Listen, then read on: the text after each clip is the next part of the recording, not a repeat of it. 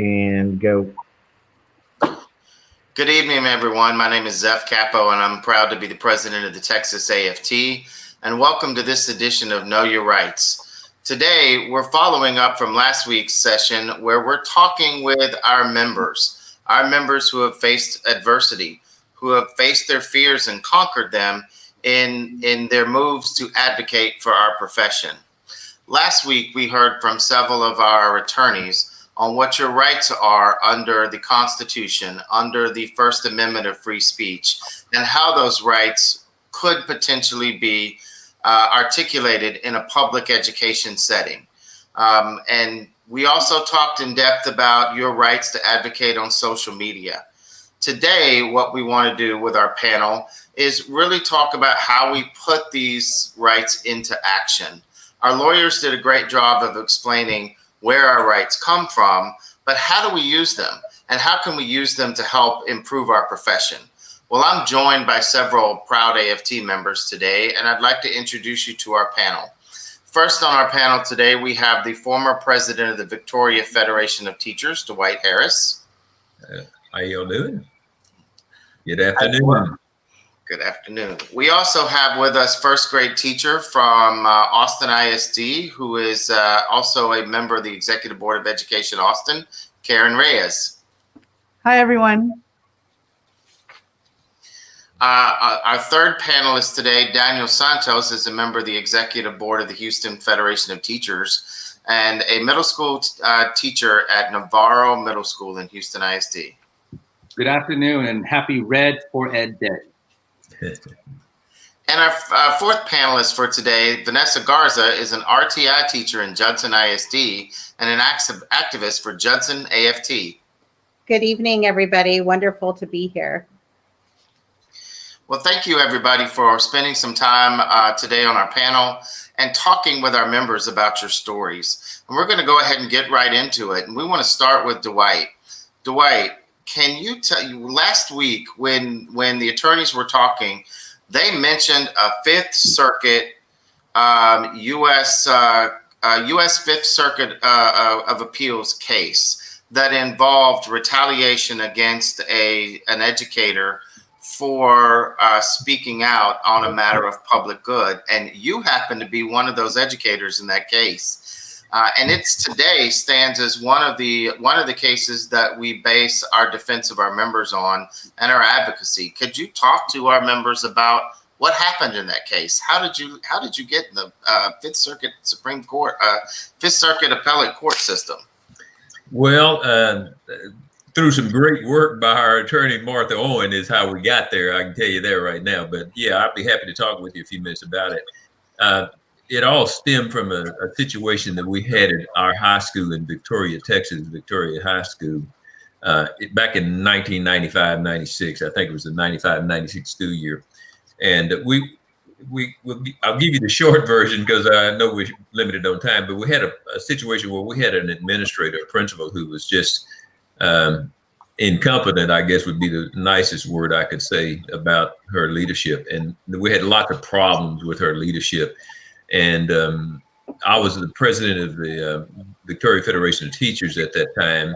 And we had about 400 or 500 members, and we had lots of active members. And so unbeknownst to me, I was already kind of thinking about going over and kind of sharing some things with the superintendent that were real problematic. And one of our members happened to be kind of thinking the same thing. And just by chance, I think we were good friends. And so I ended up calling him, I think the weekend before I was going to go over there.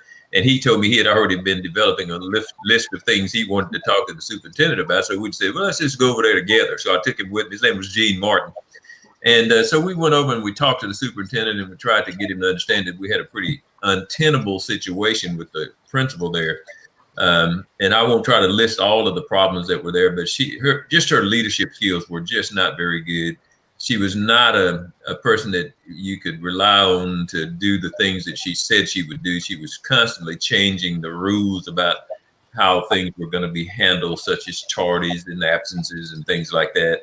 And so people were just kind of frustrated. And so, and she was very kind of vindictive. If anybody kind of questioned her, challenged her, she would All the time. You may end up teaching some class that you didn't really want to teach or something like that. So we took a set of those problems to the superintendent and said, look, you really need to do something about this, because the faculty at the campus, and we had heard from dozens of them that were just so frustrated. Many of them were thinking about leaving. Some had already decided to retire or just move on to somewhere else because they just were tired of dealing with it. And so we tried to stress to him, how important it was that he did something. We didn't try to tell him what he needed to do. We just said, you need to go find out for yourself what's happening, because we wanted him to hear firsthand from people on the campus. And by the way, we had a lot of VFT members on that campus, but not everybody was a member, and not everybody that was complaining was a member.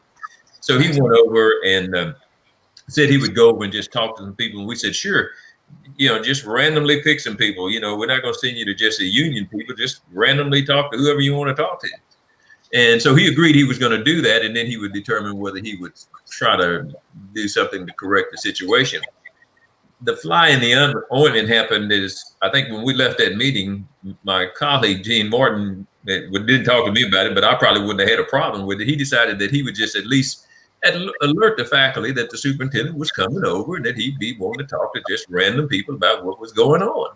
And he put a little flyer in everybody's box that said that. Oh, the principal got all bent out of shape about that and ran to the superintendent and convinced him to just not come over.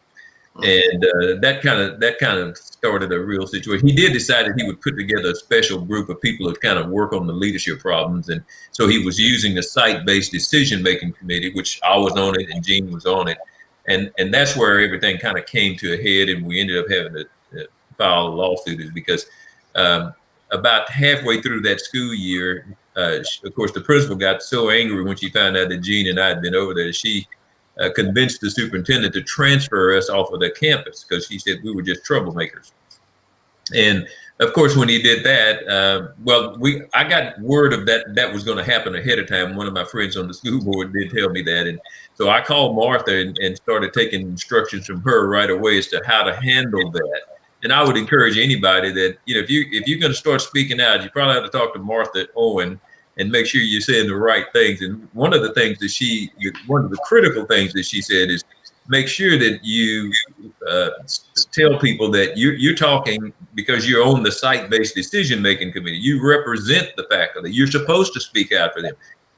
Don't speak out with your own concerns as an employee. And by the way, she sent me a little note today and just reminded me that it's really critical that if you're speaking out, that you're speaking either as a concerned citizen about this matter or as a member of some group that would have standing. And by the way, being an AFT union member kind of helps you in having protection for the kinds of things that I had to say, because what I had to say and what Gene Martin had to say were very critical of the principal.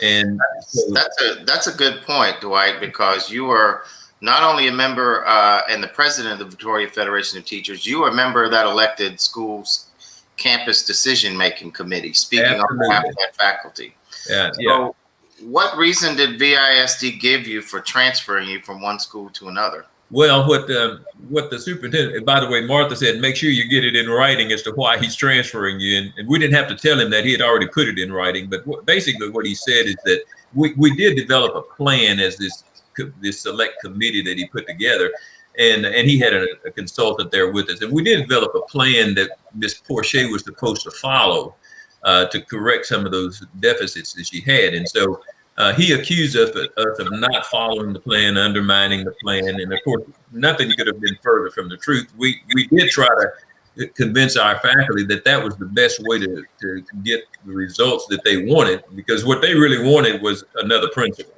Sure. And we told them, well, we got to try this plan first, because if we don't give her a chance, that they're not going to want to do anything. And so we committed that we would do everything to try to follow the plan ourselves and to encourage other people to follow it, and we did. But that's why he said he transferred. He said we didn't do that, and we had lots of evidence that suggested that we did. And I'll get right to the point. When he actually transferred us, he said, one of the things he said is at a meeting we had in mid-December, just before the Christmas break, that we told him that we wouldn't follow the plan. Well, we didn't tell him that. We just said we told him that people told us that the plan wasn't working, and we both had spoken to probably over 75% of the faculty off and on, just as part of our job, saying, well, what do you think? Is it working okay? How's it working? What do you want us to say to the superintendent? And we basically just reported that to him. They didn't think that plan was working, and they wanted another principal. And that's all we said. We didn't say we wanted one or we agreed with them or whatever. We just said the faculty says they want another principal. And so he transferred us off the campus. So, but you eventually made your way back to that campus after that transfer, right? Yeah. What happened? How did the union help with that situation? Well, when we got the transfer notices and got in touch with Martha, she told us to go through the grievance procedures and exhaust all the administrative remedies, which is always a good idea. So we filed grievances and said we had thought we'd been unfairly transferred because we hadn't done anything other than follow the instructions of the superintendent. He did tell us to report back to him what the faculty said, and that's what we did. And then that's why he transferred us. So that's what ended up causing us to have to file a lawsuit, is after we went through the grievance procedures and the school board denied our grievances, then we turned it over to Martha. And of course, she and her staff got together and decided that this was a classic First Amendment case because we simply followed the directions from the superintendent in terms of what we were doing, and that there was no evidence or any documentation that said we'd done anything other than that. And so, but the first thing that happened is when we got into court, the local federal judge here in Victoria, he actually threw the case out. He said we were just two employees complaining. But we had been very careful to make sure that we didn't complain about anything that bothered us. In fact, I had been evaluated by Mrs. Porcher that year, and I pointed out that I had no problems with that because she gave me a very good evaluation. In fact, it was as good as any other evaluation I'd ever had. And she never called me to the office or fussed at me about anything. And I hadn't had any run-ins with her. I was just reporting what people are telling me. And so Martha was able to get that case, get the Fifth Circuit to reinstate that case. And then basically when they made their ruling, they went further than she could imagine, I think, because not only did they reinstate it, they told the district judge here that he had to have a court hearing on it, and that he probably better rule in our favor because they pretty much decided that from what they'd heard from both sides that this was just kind of a classic case of just retaliating against two people that you didn't like. You're shooting the messenger is what you're doing. And so when it came back to the district judge, of course, he told the district, he says, well, you better figure out how you're going to put those guys back on the campus, because if you don't agree to do it, I'm telling you right now, I'm going to do it. And so we ended up then, the district decided, well, they better just go ahead and deal with it. But they tried first to go to the Supreme Court, who they turned them down. They let them file briefs, but they wouldn't let them show up in person. And they upheld the Fifth Circuit's ruling. And therefore, when it came back to this judge here, he just told them, hey, put them back, basically. And of course, he awarded us attorney's fees and damages and all of that. And so it was a complete win. But I tell you, it was I think Martha and her staff that plotted out the strategy for that, and it worked to a T. Well, Dwight, thank you very much on behalf of many teachers that came behind you. Thank you for standing up and making your voice heard, because what you did that day and what you ultimately did with Texas AFT and Martha in court has been a fundamental strength for the teachers that have come up behind you. Right. And Daniel, you went you took it up a notch. Rather than just having a lawsuit that came out of your school level, you sued your entire district. Talk to us about your story here just a little bit. So yes, I wanted to go big, and I went big. But to be honest, firstly, thank you for inviting me, Zeph, and I'm very honored to stand here with my two sisters and my brother who represent the power of the union.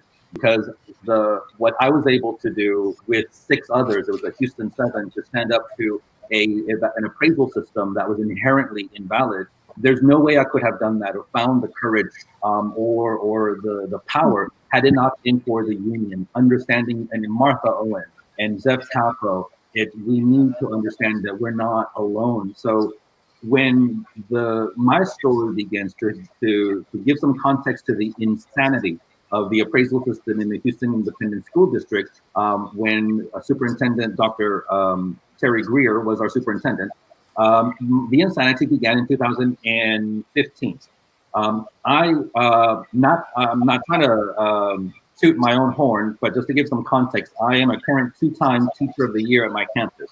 So in 2015, I had already been elected as Teacher of the Year in 2015, several years before. And in October of 2015, I had been selected Teacher of the Month. So of course, my name was on a marquee. The entire neighborhood could read about Mr. Santos, Teacher of the Month.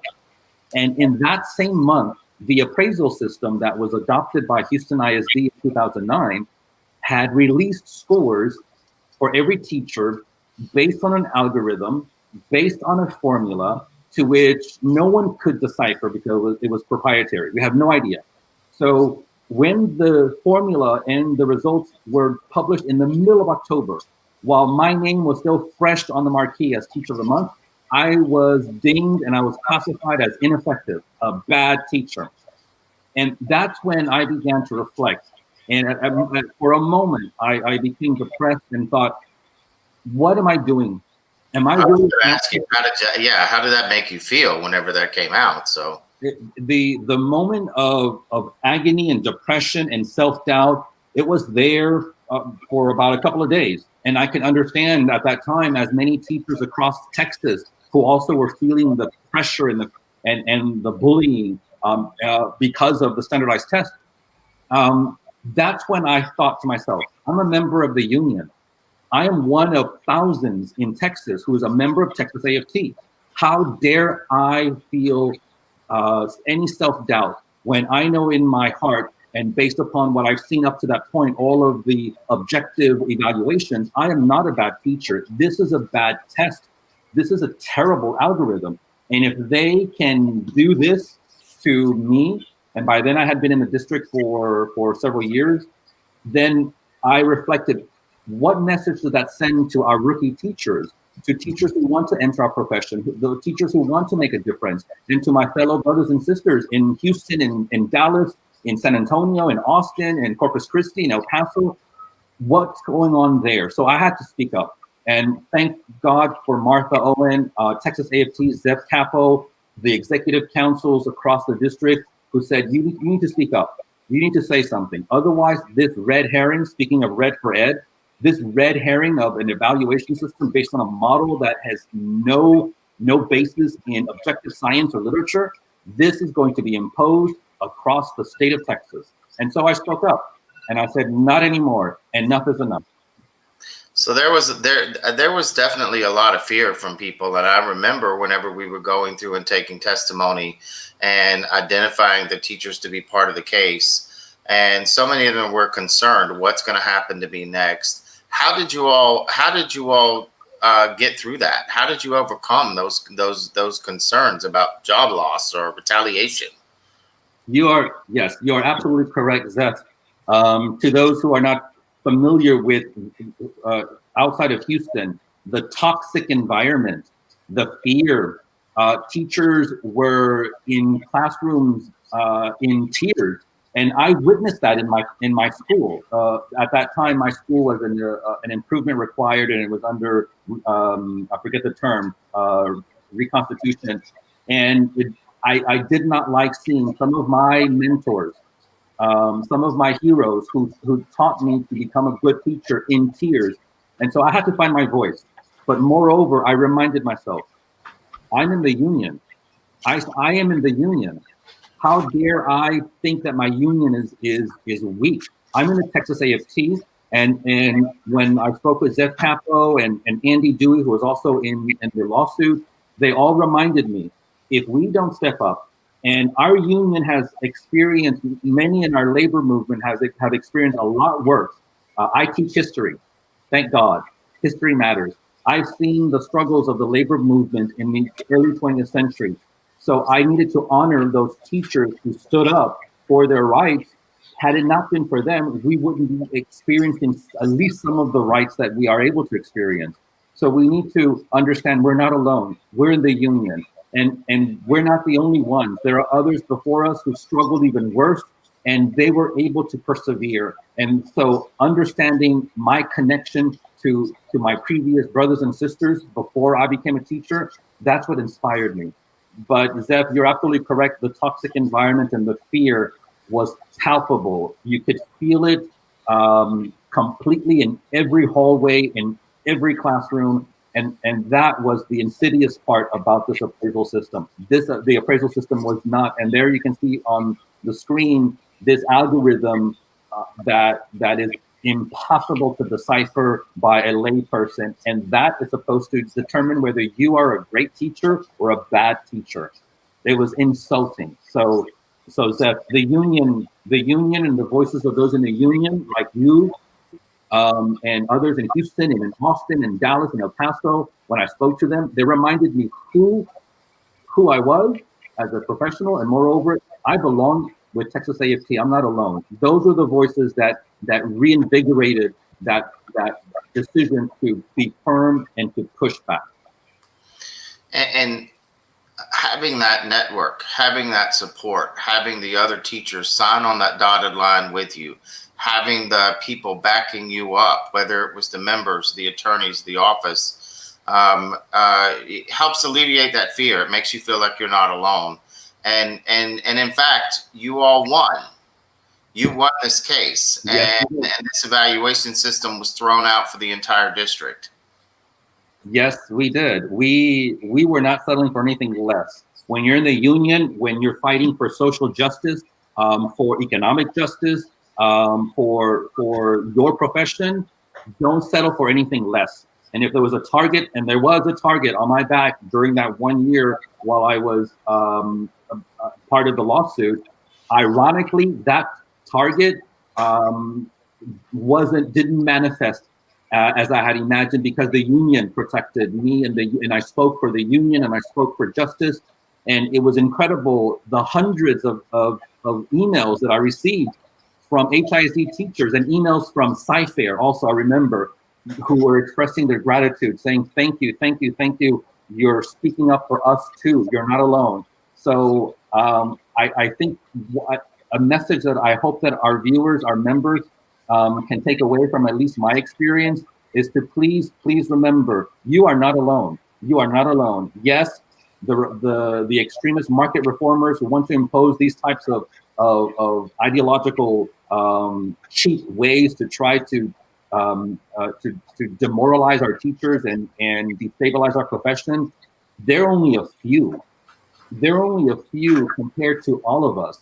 And so I think that's why I'm so proud to stand with Vanessa and with Karen and with Dwight. I'm not alone. When they fight, when they're the Supreme Court, when they're advocating, I'm with them side by side. You better believe it. And that's a great thing to remember. When we fight, we win. We may not win every fight, but if we don't fight, we're never going to win. So that's a great thing to remember, Daniel. Thank you for standing up, and thank you for making things better, not only in your district, but across the country. Karen, speaking of doing work across the country, wow, not only for our profession, but for our kids, the people, the kids, the families that we serve on a day-to-day basis. I think we have a video, just a quick couple-minute video to kind of intro your story. Let's see if we can get that to play.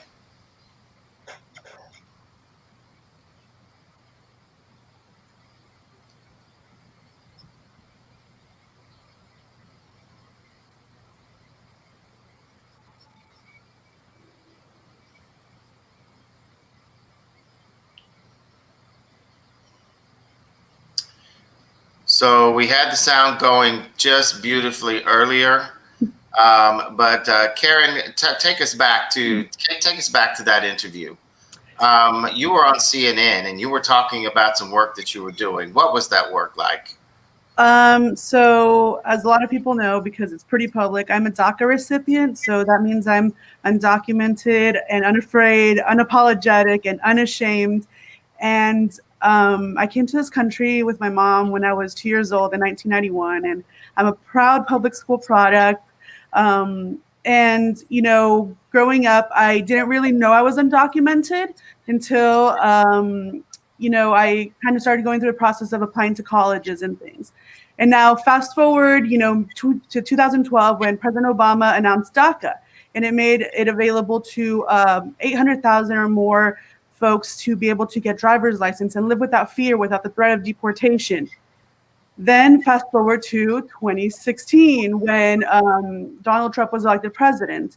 And then in 2017, in September, on September 5th, 2017, Jeff Sessions announced that DACA was being rescinded. And that meant that the program was going to be taken away.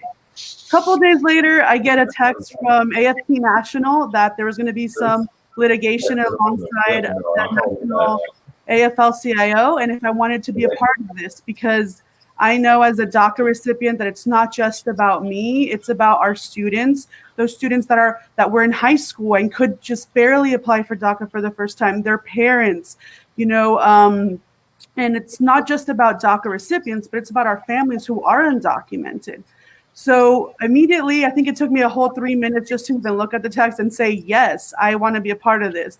And then, you know, that was in 2017. And I spoke to some wonderful folks in the legal department, AFT, who really kind of took me through the process of getting my story and putting it into all these court documents. This was prior to knowing it was going to go to the Supreme Court. This was at the district court level. And then, you know, we found out it's going to go to the Supreme Court because all the judges had been on our side saying DACA works. DACA is here. It's been inactive for many years, and you know, the reason that it was taken away was capricious. And I say that word because recently, this year, we won the Supreme Court case, and you know, I don't remember that day at all. I know I got a couple of texts from you, Zeph, and a bunch of folks, you know, congratulating me. But it felt like a collective win, which is exactly union strength right there. I knew that I had nothing to fear going into this because I had 1.7 million members behind my back, and more because I'm a merged local, so I had NEA on my side too.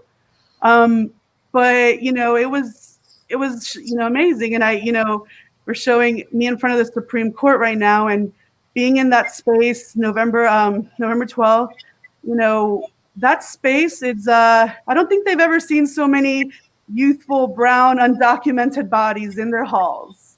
And we took over. We made that space ours. And, you know, just like Daniel was saying, when you're fighting for social justice, it's the right thing to do. And yes, there's a little bit of time for fear, but at the same time, you know, you're on the right side. And, you know, I think, you know, that's a very short and condensed story of everything that's happened. So Karen, you actually had some real individual, there was some real individual concern. I mean, you could have been deported. You could have lost your job. You could have lost your entire livelihood and family. I mean, were those not concerns that you thought about during this process?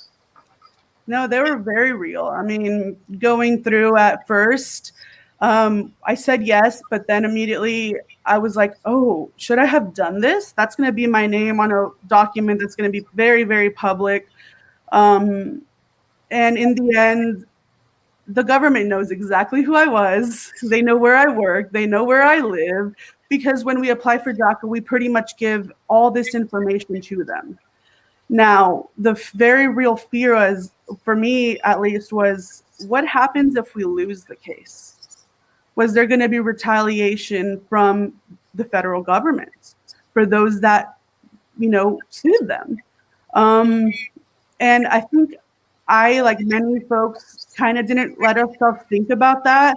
I thought of, you know, if I'm scared and I have DACA and I have some sort of protection, what about these young kids in high school who couldn't apply for the first time and had nothing because the program was rescinded and no new applications were being accepted? And, you know, it wasn't just fighting for myself. It was fighting for all the millions of undocumented folks in this country, just like myself, because I'm still undocumented. And yes, I might be unafraid of the overall, I'm not afraid of saying I'm undocumented, but I was afraid of the retaliation of what it could mean for myself and my family. I love what I do. I'm a special education teacher, and I could have, easily lost that. So many of our own family members that we have, or people that are very close to us in our lives, like they've been here since they were in diapers. They've been here since they were, like you said, 2 years old, and your actions have made a difference for them. And standing up with your union has really changed people's lives dramatically. Thank you for that. Thank you for having the courage and the voice to stand up. And speaking of the importance of this and knowing your rights, has there been situations where you've used this knowledge in other places? I'm glad you asked that, Zeph. So during this whole process of being more outspoken about being undocumented and being an educator, a few of us here in Austin had been featured on the front page of the Austin American Statesman as teachers who had DACA. And that was, front page on the newspaper. And about 2 weeks later, we all get a call from Human Resources asking if we had updated work permits. Now, I knew that it was my duty as an employee to always have an updated work permit. It was their duty as an employer to ask for that updated work permit when it was no longer valid. So I told them, yes, I do have a valid one, but y'all didn't ask for one, so I did not provide it. And then once they said, "Oh, can we get the updated copy?" I said, "Of course." But I knew that it was, I don't want to say it was malicious intent, but you never know, because it was very public. I know people had a lot of opinions on that story. Some were very great. People actually sent letters to our campuses saying, "Thank you for speaking out and for what you're doing." But I know that's, folks might have had a lot of negative opinions, and that's where it might have come from. But I knew my rights as an employee and as someone who has a work permit and has DACA, and I had to always make sure that my work permit was valid. And so, to this day, I always have, a valid work permit, but it's up to our employer to ask for the updated one. And like I said, knowing our rights really helped in that situation, because it does look like an intimidation tactic for sure. And knowing your rights allows you to be able to stand your ground and focus on the things ahead. So that's wonderful. Thank you, Karen, for sharing your story. Vanessa, you have become an activist in the middle of a pandemic, and your story is very local to your district, and it has to do with trying to help keep yourself and your fellow colleagues safe during this COVID environment. It had an exciting start, but it sounds like it has had a pretty good ending. Talk to us about what happened, Vanessa. Yes. First of all, thank you so much for allowing me to be here. And it's a privilege to be here with my fellow union members who aren't afraid to speak out. So in May, when everything started with COVID, we submitted the AFT National Plan for Safety Reopenings to our superintendent, Dr. Ball, and the board. We thought that AFT had put out a very good plan and that the district could model it and use it to their benefit. And so we went to board meetings. We asked to be a part of a reopening committee. We made calls to the school board members, superintendent, and we spoke to the board constantly about safety plans and how to reopen schools safely. And we just were not being heard. We felt that the board was not hearing us. We felt ignored. We felt that they weren't answering our questions, but we kept showing up. And then we organized an all-day caravan protest. We drove by all the schools in the district. We made a lot of noise. We staged out in front of the school board meeting, and we kept driving and honking our horns. We had signs all over our cars with demands that we were making to safely reopen schools. And again, we knew that we were being heard because other people were telling us, they're talking about you guys in there. The Jetson ISD police showed up.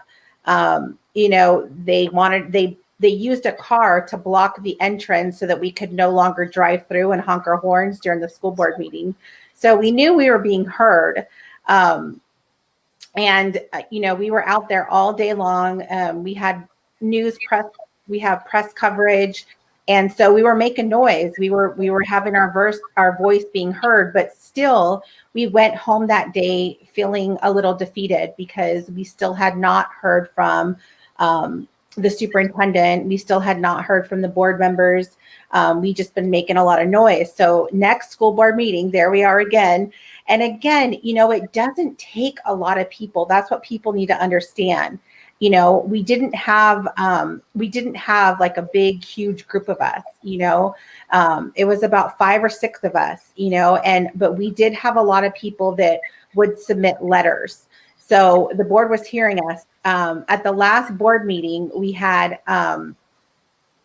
so many members, so many letters, and those of us who spoke in person that we took about an hour of the school board's time to hear our letters and hear our concerns. And so, again, they still had not reached out to us. They still had not made us a part of the safety reopening plan, but we were being heard. So the next day is a Friday. The school board meeting was a Thursday. So Friday comes and I get a call on the loudspeaker. Vanessa Garza, please report to the front office. So here I go to the front office. And lo and behold, the superintendent is waiting for me in the office. And she was not very happy with me, to say the least. And she took me to an office, and I was nervous. And my first question was, am I in trouble? That was my first question. Am I in trouble? Like, what's going on? And she was not happy with me. She was telling, because I had spoke out against, we did not have hand sanitizer, and all our employees were already back in the schools. And so one of the first things she told me was that there was hand sanitizer at the school, and she started showing me pictures. And I said, well, with all due respect, that is teachers' personal hand sanitizer they probably brought from home, because the school hand sanitizer was in these little white bottles. And so we did not have any of those bottles on campus.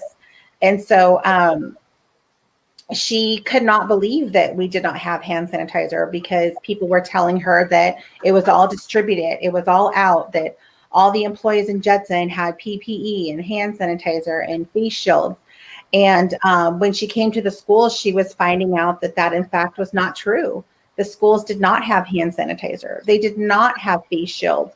Proper PPE had not been passed out. And so that day, she vowed that every school by Monday would have hand sanitizer. And she kept her promise. By Monday, every single teacher in Jetson ISD had hand sanitizer. So that was just a huge win for us. One of the things we had been asking for was a face mask mandate for all students, and we got it. So all students in Jetson ISD are required to wear a face mask. And the other thing that we got was that students in pre-K and K, as well as art classrooms and science classrooms, got sneeze guards. And so those also arrived at our school this past week. So those were all very exciting things, because at this time we feel that teachers are, teachers, school employees, bus drivers, paraprofessionals, we are all in the fight of our lives right now. Safety is so important right now, and this could mean a life or death situation. So Vanessa, you all brought these things up, and you really called the alarm on some things that apparently your superintendent thought was happening but weren't. So how's that relationship with the superintendent today?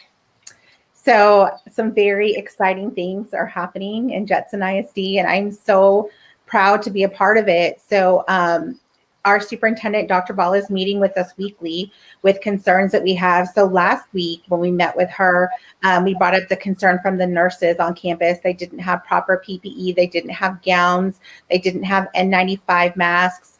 They were just lacking so many things. And so we spoke out to her about that. And I got an email just today that the nurses are receiving gowns this week.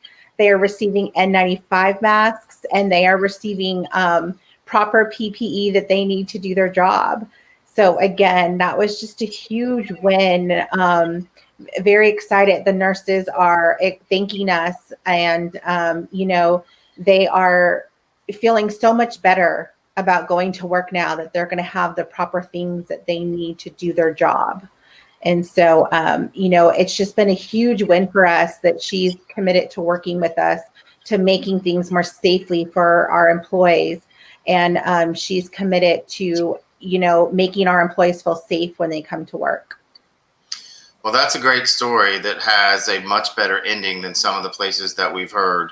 And it's proof positive that we have to speak out. We have to tell our truth, and we have to tell our stories, because we never know what the case is. Sometimes it is people that don't want to listen. But in this case, it sounds like people that just didn't have the right information. And getting them that right information may lead to better relationships, better communication between the administration and the staff, which is what I think we all want, right? Correct. I mean, it's so important to have those relationships.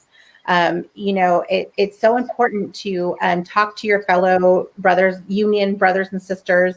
It's so important to build relationships on campus, and, power. It's just, once you get a small group of people together, they can make such a big difference. So we've got a few minutes for questions from our panelists about any of the stories that they have done. And we're going to take a few, but you should see a link to submit a question if you have questions. We're going to get a couple of questions up now. And let me see where we start. And then a question of each of you before we go through. So we have one question coming from El Paso ISD. If a physician gives you COVID ADA accommodations and HR, not the department I work in, are willing to honor them, what are my options? I cannot go into school buildings because I have COVID and was sick for a month. How do I speak out? Well, what are some recommendations that you would have for Sherry? I would say get in touch with get in touch with people that in your union that will come together with you to speak out. I think that it's important for you to come together with your fellow union members, and don't be scared. I think there's a fear for educators to speak out. I feel that they feel sometimes that retaliation or something could come towards them, but use your voice to speak out. I think that's right, because that's the theme that we've heard through all of our panelists tonight, is not being alone. If you're feeling unsafe or something's not working, or you're not getting the ADA accommodations you need, there's probably others that are in the same boat. How do you find those individuals? How do you talk to them about what's going on? How do you pull their stories together so that you're not just one story being told in the wind, but you're gathering people around that are suffering from the same issue? And then you can help make a more compelling story to change the narrative of your district, the same as many of our members here today. So we have a question about bullying. The fear and bullying of the district and even campus administrations is unreal. This right to work state is constantly brought up. So sad. What are our rights to speak up? I think that we've talked about those today as well. You all have a fundamental right to speak up. We talked about Dwight's case, where it has a matter of public concern. We talked about Karen's case, where it's a matter for students and staff as well. Vanessa's case, where it's health for each of the employees in the district, and Daniel's case around evaluation. I think it's fear. Is this not the case? The biggest hurdle to overcome to make things better is overcoming your own fear. How do you face? Do you have any advice for folks out there watching today how they overcome that fear that is often utilized when intimidation tactics are utilized to create that fear. Is that a question to all of us, Zeph, or what? Question to any of you. Okay, Yeah. I'll take that one on. The first thing I would say is if you're not in the union, you need to get in there first, because once you do that, as I think we heard all of our panelists say, we've just received tremendous help from being a part of a group. And so when you join the Federation of Teachers, whether it's in El Paso or Corpus Christi or Victoria or wherever it is, you are truly not alone. And so when you start having these issues, the very first thing you should do is pick up the phone and call your union president or some officer in the union and tell them what is happening so that they can help you plan what your response should be. Well, that's right. And some of the other questions that even follow through this. One viewer says that the emails from AFT are being blocked because he thinks the district is purposely trying to restrict the employees from organizing. So this is one of the things that we found, and please correct me if I'm wrong. They can't block your personal email. So how do we make sure that we are talking to one another to collect that data, get that information? It may seem small, but it's really, really important. Vanessa, Karen, you're able to organize because you develop networks of different members around you, right?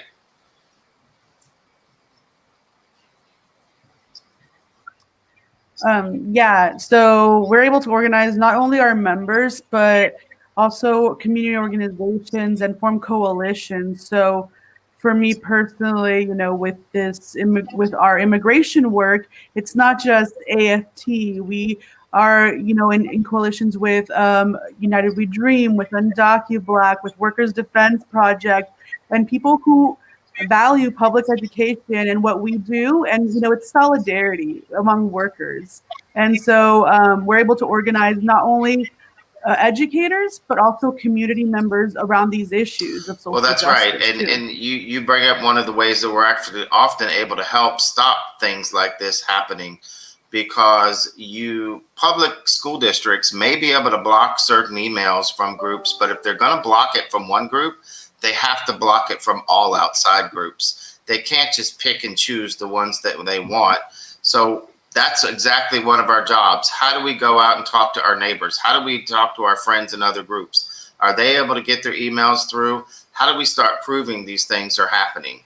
Start gathering our evidence so that we can push past the barriers that they create, no matter what it is, whether it's blocking emails, whether it's intimidation tactics on campus. They are doing those things because they actually have fear as well. They fear you. They fear you coming together as a group. They fear you getting over your fear. That is why they go out of their way to do things, because people that don't have things to hide, people that are following the rules, people that are trying to do things in the earnest best case. I think Vanessa's case in Judson really does show that if you're trying to do the right thing, you take information, and when you find out something's not happening, you work together to fix it. That's very different than cases where people are purposely stepping up and putting roadblocks in the way. But we know that we have to deal with those things, and coming together, getting over our fears, tackling them head on, figuring out ways to work around them, all make us stronger in the end. But that is something definitively for us to remember, is if they're taking on these tactics, it's because they are scared of what you're going to do.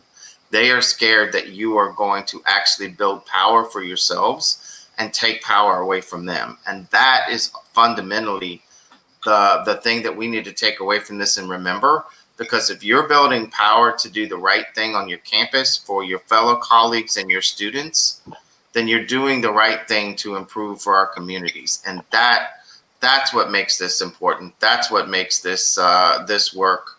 That's what makes us do what we do every day.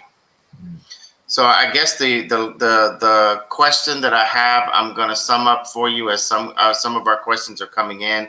The question I have for each of you, and I want to give you a chance to think about, is if you were speaking to a brand new person who's out there watching right now, who's never been an activist, who maybe has been on a campus where they felt some level of fear and intimidation, what would be your advice? How do they start trying to make things better where they are at work?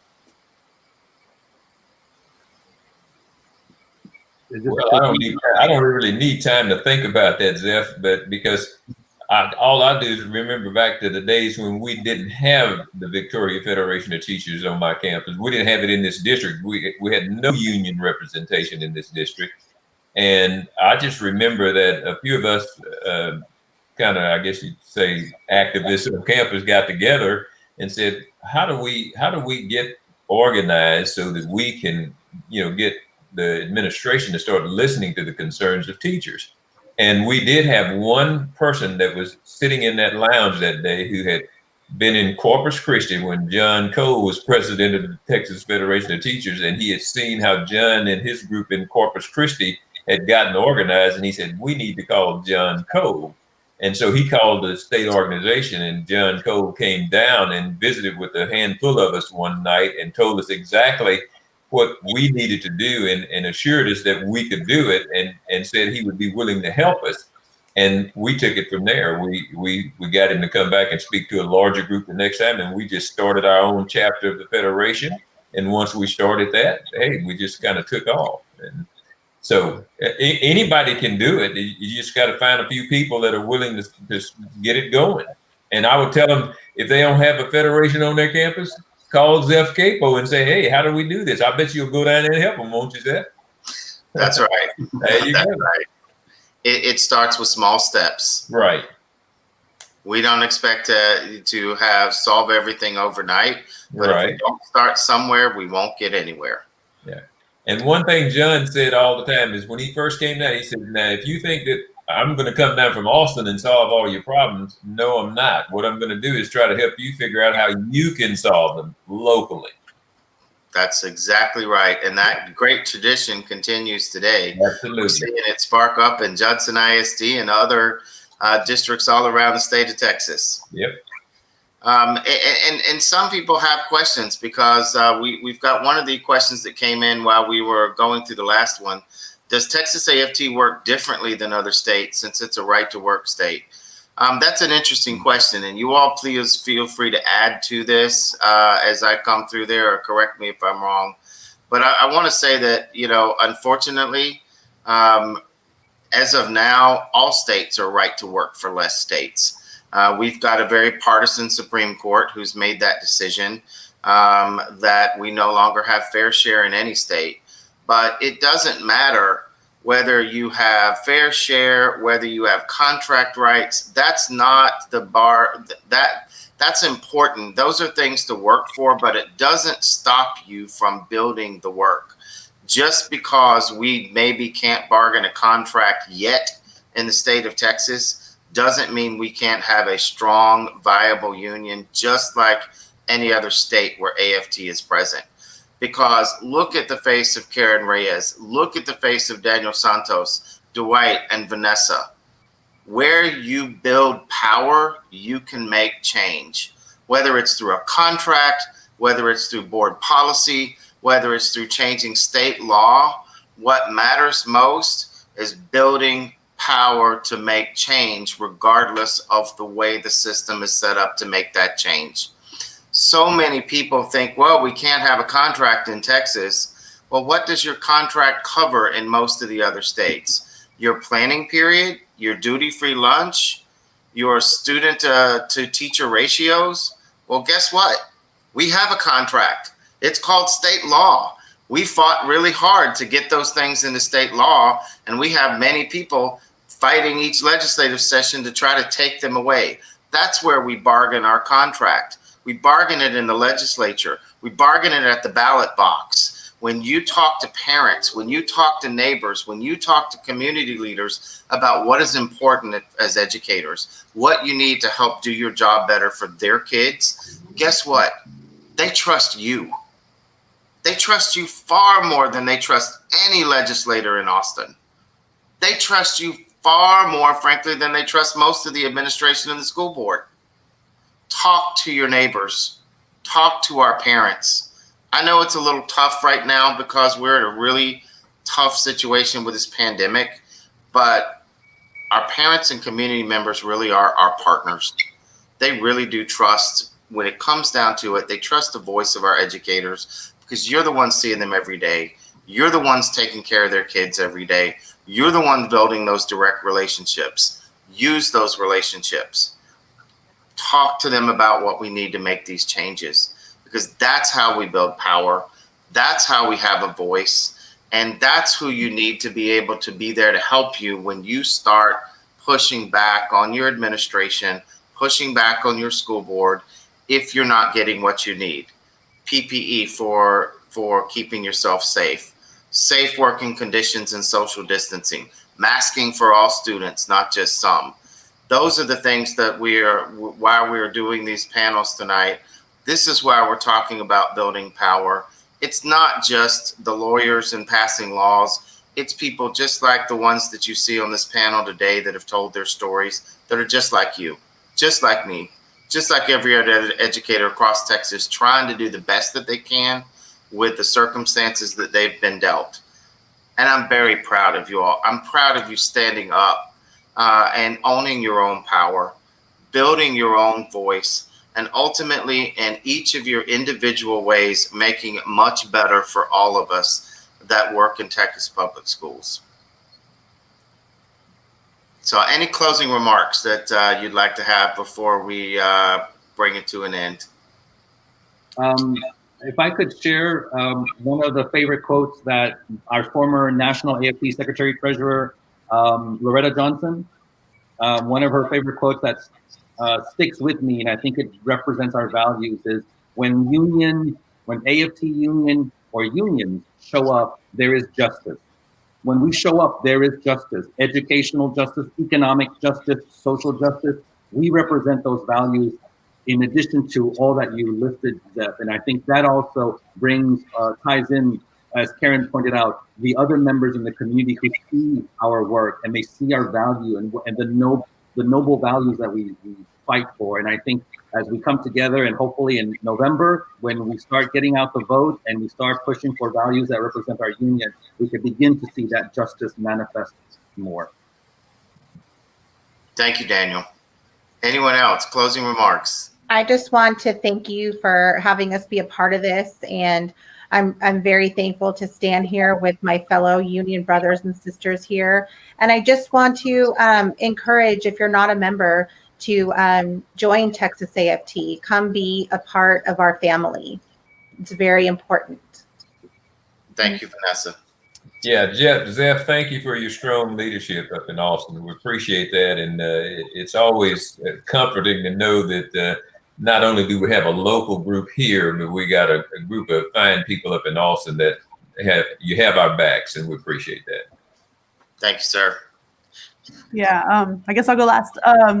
I just wanted, like Vanessa was saying, that if you're not in a union, join now. And, I think of our union work are things that are going to benefit us right now, but I think of it as benefiting people in the long term. Like, everything that Dwight fought for 10, 15, 20 years ago, it's benefiting us now. What we're doing now is going to have a snowball effect later. And it's going to help out those first year teachers that are so scared because we were all there. It's going to help out our students seeing, hey, man, my teacher is awesome. Look at what they did. And that's the power we build, is people power, not just our educator power, but people power. And I'm so incredibly proud to be a union member, and so happy to be here amongst my fellow union siblings. Well said, Karen. Thank you very much to everyone who tuned into this night. I hope that you found this issue of Know Your Rights informative, as we got to hear voices from the field, voices from the classroom, rank and file members who are joining in arm in arm with their colleagues to make things better on their campuses. They have a story to tell. What's your story? We want to hear it. Join Texas AFT. Join us in the fight to make things better. Stay tuned for the next in our series of Know Your Rights webinars based on issues and questions that have been sent to us from from field. We'll see you in the next couple of weeks.